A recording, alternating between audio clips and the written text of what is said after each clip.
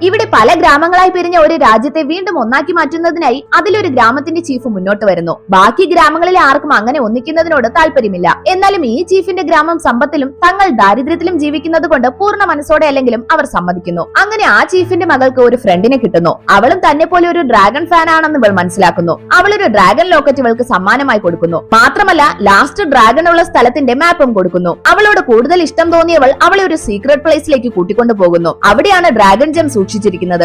അത് കണ്ട് ആ പെൺകുട്ടി വളരെയധികം സന്തോഷിക്കുന്നു. പക്ഷെ അവളുടെ സ്വഭാവം പെട്ടെന്ന് ചേഞ്ച് ആവുന്നു. ആ പെൺകുട്ടി ഇവളെ ചവിട്ടി വീഴ്ത്തുന്നു. രണ്ടുപേരും തമ്മിൽ ഫൈറ്റ് നടക്കുന്നു. അവൾ തന്റെ ആളുകൾക്ക് സിഗ്നൽ കൊടുക്കുന്നു. ഇത് കണ്ട ചീഫ് എന്തോ പ്രശ്നമുണ്ടെന്ന് മനസ്സിലാക്കുന്നു. അദ്ദേഹം അവിടേക്ക് വന്ന് ഫൈറ്റ് ചെയ്യുന്നു. അതിൽ അദ്ദേഹത്തിന് പരിക്കു പറ്റുന്നു. പക്ഷെ എല്ലാ ഗ്രാമത്തിലെയും തലവന്മാരും അവിടേക്ക് വന്ന് ഡ്രാഗൺ ജെമിനായി വഴക്കുണ്ടാക്കുന്നു. പിടിവലിക്കിടയിൽ ഡ്രാഗൺ ജെം തറയിൽ വീണ് തകരുന്നു. പെട്ടെന്ന് ഭൂമികുലുക്കമുണ്ടാകുന്നു. നോക്കുമ്പോൾ ഭൂമിക്കടിയിൽ നിന്ന് ഡ്രോൺസ് എന്ന് പറയപ്പെടുന്ന ദുഷ്ടശക്തികൾ പുറത്തു വരുന്നു. ആ ഡ്രാഗൺ ജെമ്മിന്റെ ശക്തിക്ക് മാത്രമേ അവയെ നശിപ്പിക്കാൻ കഴിയൂ. ഓരോ ഗ്രാമത്തിലെ ആളുകളും ഡ്രാഗൺ ജെമ്മിന്റെ ഓരോ ഭാഗങ്ങളും എടുത്ത് അവിടെ നിന്ന് രക്ഷപ്പെടുന്നു.